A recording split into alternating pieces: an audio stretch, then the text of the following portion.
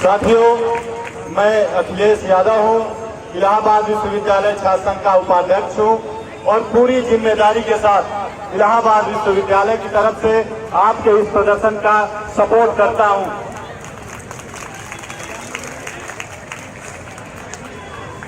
जिस प्रकार से आप सभी यहाँ पर इतने दिनों से संघर्ष कर रहे हैं, प्रोटेस्ट कर रहे हैं, आंदोलन कर रहे हैं, गांधीवादी तरीके से आंदोलन कर रहे हैं, मैं आपके जज्बे को सलाम पेश करता हूँ। साथियों, हम एक ऐसे दौर में जी रहे हैं जब आप देख सकते हैं कि विश्वविद्यालयों को टारगेट किया जा रहा है। हम सभी को या तो सोशल मीडिया के माध्यम से उस समय पता चला जब यहाँ के दिल्ली पुलिस जिस प्रकार से जामिया के स्टूडेंट्स के ऊपर बर्बरता कर रही थी। हमें आज भी वो पोस्टर और वह मंजर याद है जब विश्वविद्यालय के छात्र को जिस प्रकार से पुलिस बाहर निकालती है और यहाँ की जिस प्रकार से छात्राओं ने उनका विरोध दर्ज करा था, मैं इसको भी क्रांतिकारी सलाम पेश करता हूँ। साथियों, इलाहाबाद में गंगा और यमुना का वहां पर संगम होता है और अपने देश में बोला जाता है गंगा जमुनी तहजीब। तो उस गंगा जमुनी तहजीब से आकर के मैं आपके बीच अपनी बातों को पूरी जिम्मेदारी के साथ रख रहा हूँ।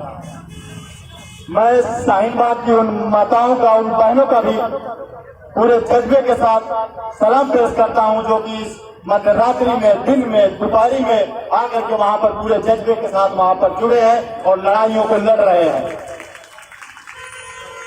साथियों,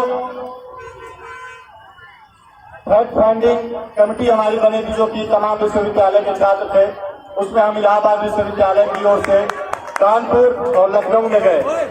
साथियों, यह वाकया हम आपसे इसलिए बताना चाहते हैं जो हमें मीडिया के माध्यम से और या तो यहाँ के जो सोशल मीडिया है और या तो पत्रकारों के माध्यम से मिल रहे हैं, लेकिन आप जैसे ही वहाँ पर हकीकत के तौर पर वहाँ पर आप जाते हैं तो वहाँ पर देखेंगे पूरी की पूरी तरीके से जो जमीनी तहकीकात हैं और जो मीडिया द्वारा नैरेटिव चलाया जा रहा है, पूरा का पूरा डिफरेंस है। साथियों, हम वहाँ पर जाते हैं 30 तारीख को, वहाँ पर बाबू पुरवा है, ईदगाह में लोग नमाजी है जाते हैं, नमाज अदा कर करके वहाँ से निकलते हैं।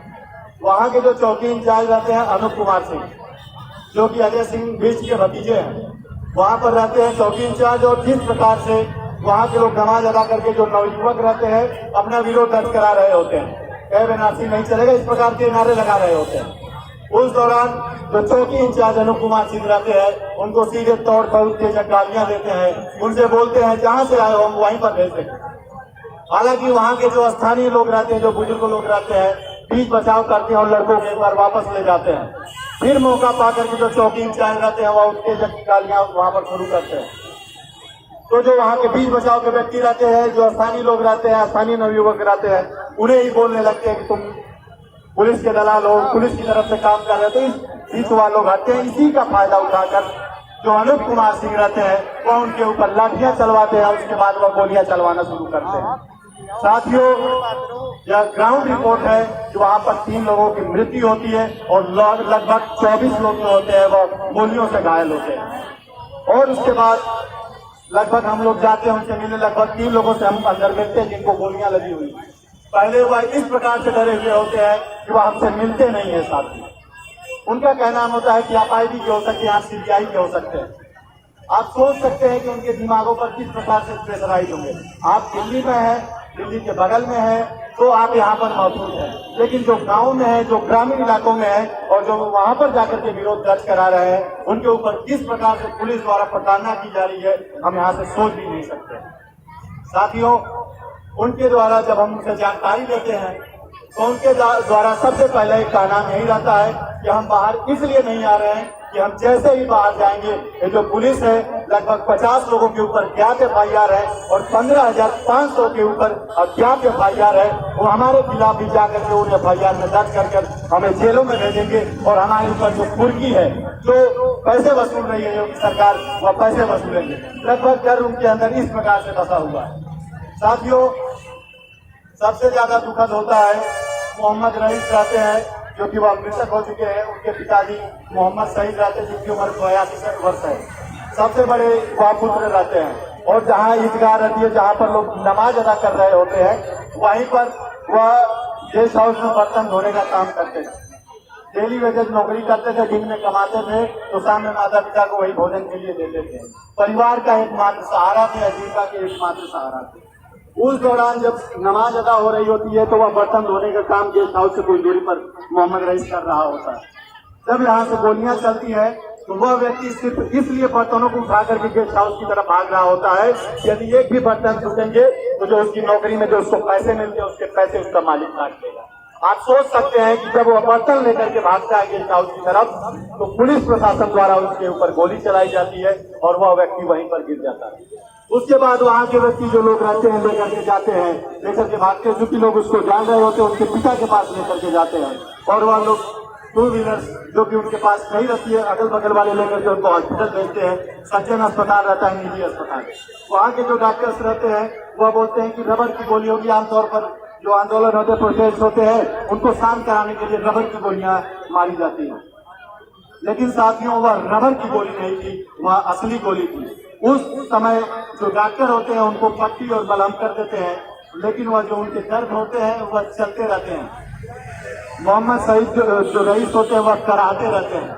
लाचार पिता उनके बगल में बैठा रहता है, लेकिन उसके पास पैसे नहीं होते हैं कि वह जिला अस्पताल हैलत में ले जा सके। वह लगभग सुबह 10 बजे तक का इंतजार करते हैं और जब गांव से लोग आते हैं, जब उनके शहर से लोग आते हैं तो वह लोग ले जाकर के वहां पर जिला अस्पताल हैलत में ले जाकर के उनको भर्ती कराते हैं। वहां पर जो भी उनका उपचार चलता है लगभग 5 बजे तक वह मृत हो चुके रहते हैं, लेकिन उसके बाद का जो मृत्यु है वह काफी भयावह है। वहां पर पुलिस आती है, लगभग 10 बजे उनको मृत घोषित किया जाता है और पुलिस द्वारा यह दबाव दिया जाता है कि जा करके 1 घंटे के अंदर जो नजदीक का कब्रिस्तान है वहां पर तुम उसको दफन करो। मोहम्मद शहीद जो उनके रईस के पिता रहते हैं उनके द्वारा आग्रह किया जाता है कि कम से कम इसकी बीवी जो है वह मायके गई, थोड़ा सा हमें समय दीजिए, कम से कम वह आ जाए, जो हमारे नाते रिश्तेदार है कम से कम यहाँ पर आ जाए। लेकिन जो पुलिस रहती है उनके ऊपर जबरदस्ती वहाँ पर करती है और उनको वहाँ पर दफनाने के लिए विवश करती है। ऐसे में जो उनके यहाँ के जो उनके इलाकाई लोग रहते हैं, उनके इलाकाई लोग आकर के उनको वहाँ पर दबाव डालते हैं, तब अगले दिन वो जाकर के वहाँ पर दफन करते हैं। लेकिन सबसे बड़ा सवाल जो मोहम्मद रईस के पिताजी हमसे कहते हैं और जो हमारे लगभग दिमाग में हमेशा घर करता है, उसका उनका जो कहना होता है, बेटा तुम तो हिंदू हो, बेटा तुम तो हिंदू हो और हमारे बीच हमारा दर्द बांटने आए। लेकिन एक बेबस और एक लाचार बाप जो है अपने बेटे का, जो कि उसकी आजीविका चलाता था, उसका रहन सहन देखता था, लेकिन मैं तो यह चाहता था बेटा कि मेरा बेटा जिंदा रहता, मैं वहां पर चला गया होता। उनका कहना होता है बेटा तुम हिंदू हो, डांट करके बोलते हैं, आंखों में आंसू गिरते रहते, बेटा तुम हिंदू हो, तुम्हारे पास च्वाइस नहीं थी कि तुम आजादी के समय पाकिस्तान जा सकते थे, हमारे पास च्वाइस थी कि हम पाकिस्तान जा सकते थे, लेकिन हमने गांधी को चुना, हमने अबुल कलाम आजाद को चुना। उस समय हमारे पास शब्द नहीं होते हैं कि हम उनका सामना कर सके और हमारी आंखें नीचे झुक जाती है। तो साथियों, इस प्रकार की जो भयावह तस्वीरें हैं उत्तर प्रदेश के विभिन्न जिलों से हैं। हमारे यहाँ इलाहाबाद में रोशन बाग है, वहाँ पर हमारी माताएं हैं, बहनें हैं, वहाँ पर भी लोग बैठे हुए हैं और लगातार विरोध दर्ज करा रही है। साथ ही साथ मैं ये भी कहना चाहूंगा कि आपका भाई यहाँ पर एक हिंदू है और मैं पूरे उम्मीद के साथ और पूरे जिम्मेदारी के साथ आपको यहाँ पर मैं विश्वास दिला करके जाता हूँ कि यदि इस तरह कहीं भी यदि हम वहाँ पर उपस्थित रहे, यदि पुलिस द्वारा, यदि प्रशासन द्वारा कोई भी गलती होती है तो ये आपका हिंदू भाई आगे आकर के आपको प्रोटेक्ट करने का काम करेगा। साथियों, मैं बात को अपने समाप्ति से पहले गोरखनाथ पांडे जी की शेर के साथ खत्म करना चाहूंगा और आप भी ध्यान से सुने। 1000 साल पुराना है उनका गुस्सा, 1000 साल पुराना है उनका गुस्सा, 1000 साल पुरानी है उनकी नफरत। मैं तो उनके बिखरे हुए शब्दों को मैं और तू के साथ लौटा रहा हूँ, मगर उनको डर है कि मैं आग भड़का रहा हूँ, मैं आग भड़का रहा हूँ। धन्यवाद। इंकलाब जिंदाबाद।